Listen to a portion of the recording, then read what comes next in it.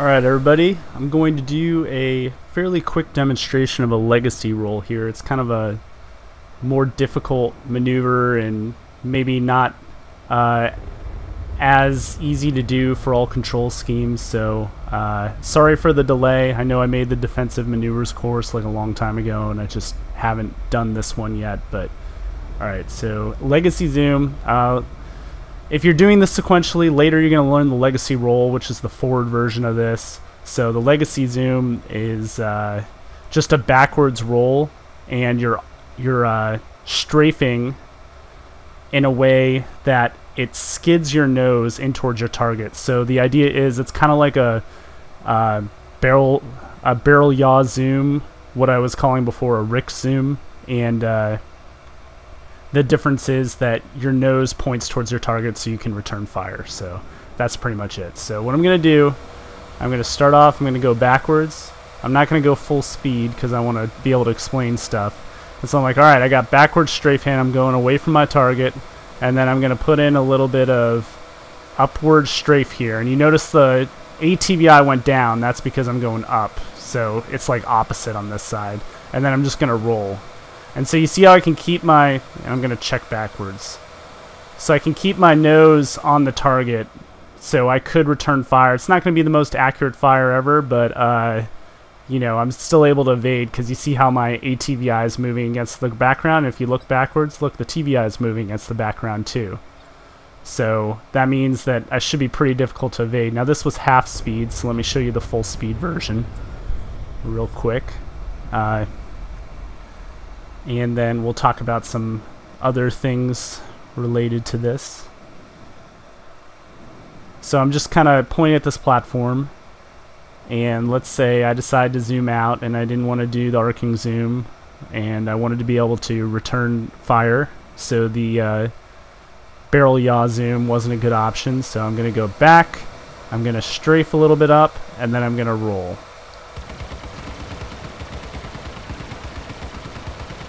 And the speed that you roll and your amount of strafe offset is going to be dependent on a lot of factors, some of which include what kind of weapons your enemy is using, how good his aim is, that kind of thing.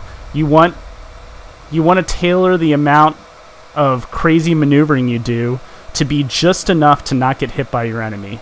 If you're doing crazy maneuvering and your enemy can't hit you anyway, then you're just wasting time where you could be shooting him.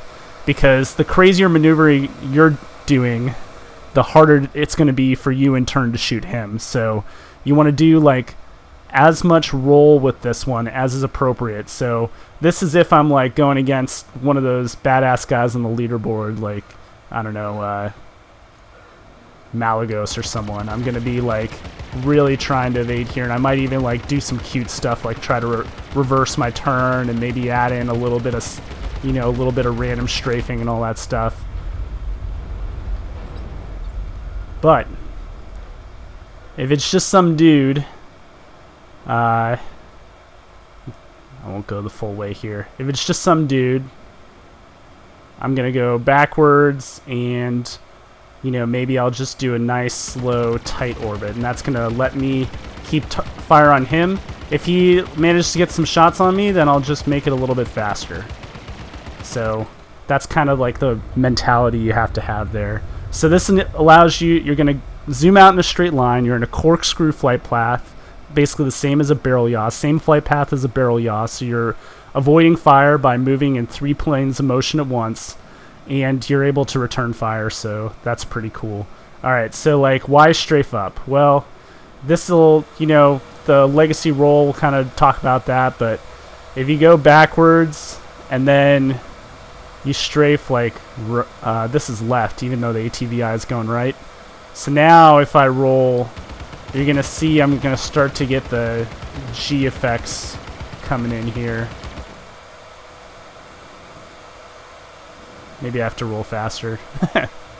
But basically, alright, so what's happening, yeah, you see the screen kind of darkening there. What's happening is, even though it's a lateral strafe, because to move the TVI, it ends up having to use your upward and downward thrusters, it actually introduces more vertical Gs than lateral Gs.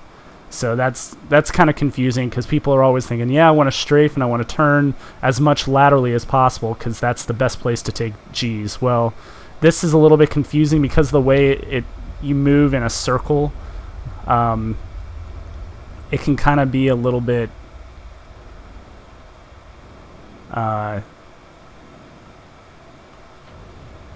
it can confuse you. It's like, why am I getting blackout or red out when I do this? Here, there it is right there.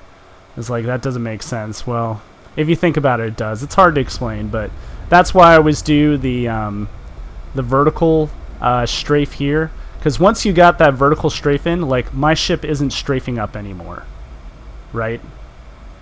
My ship's not strafing up. When I roll this way, now it's strafing left. Or no, sorry, it's strafing right. I don't know. I hope that makes sense. It might be a little bit confusing. But, alright, so I'll show this one more time.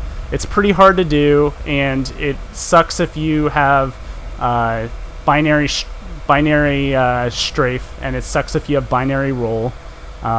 So, actually, I'll give you kind of what it looks like with that. So, to like simulate binary strafe and binary roll, I'm just going to go full deflection on my controls. So I'm going to go backwards, and then I'm going to go full up, and then I'm going to roll. So yeah, you can see a lot less stable. I still got the corkscrew flight path, so that's cool. And oh yeah, sorry, I meant to do full roll. That's my bad. So yeah, they're going to have a hard time hitting me. It's going to be a little bit harder for me to hit my target, especially if you don't have spray weapons, if you're using a precision weapon like an Omniski or a sledge. But, you know, you can still do it. But I think that if I were a mouse and keyboard user or somebody who didn't have a lot of analog inputs, I would probably just do the arcing zoom. In fact, I do the arcing zoom most of the time because I don't like to go in a straight line even if it is a corkscrew flight path. So I'll show you one more time. Alright, strafe up, strafe back, and then just roll. And like I said, you can roll faster if you feel like your life's in danger. But the slower you're able to roll, the easier it is going to be for you to actually hit your target. And don't forget to check your backup cam. That's the other thing. I'm very bad about that, but yeah, when you get good at checking that regularly, you're going to be able to do a lot of these maneuvers better. So, all right, so that's how you zoom out from someone and be able to return fire, and that is called the legacy zoom. Thanks for watching.